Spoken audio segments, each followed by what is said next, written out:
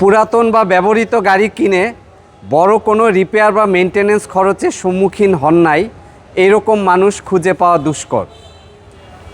এই জন্য আমরা বারবার বলে থাকি, আপনি পুরাতন গাড়ি ক্রয় করার আগে যে কোনো একটা ভালো সার্ভিস সেন্টারে থরলি চেক আপ করিয়ে নিন।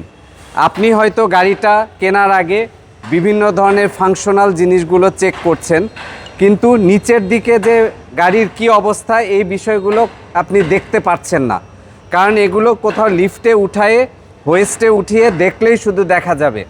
এই যে এখানে আপনারা দেখতে পাচ্ছেন এই গাড়িটার এখানে ভিজা ভিজা, তার মানে এটা কনিক্যাল সিল লিক করছে। ওই রকমভাবে ইঞ্জিনের এই পাশ দিয়েও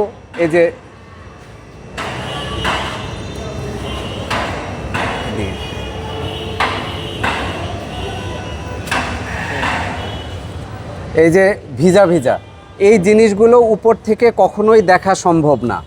আপনি উপর থেকে যতই টর্চ মারেন এটা উপর থেকে দেখতে পারবেন না। এবং এই যে প্রতিটা জায়গায় লিক করছে, এই লিকেজগুলো ঠিক করতে গেলেও একটা বড় সড়ো আপনার রিপেয়ার ব্যয়ের সম্মুখীন হতে হবে।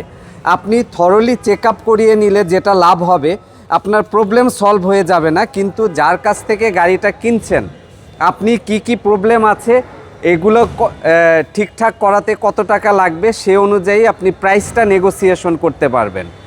এবং এই ক্ষেত্রে আপনি গাড়ি কিনে ঠকার পরিবর্তে বরং লাভবান হতে পারেন। এই প্রাইসটা নেগোসিয়েশন করে আপনি জেনে বুঝে গাড়ি নিন। অন্ধভাবে বিশ্বাস করে কখনোই পুরাতন গাড়ি কিনবেন না।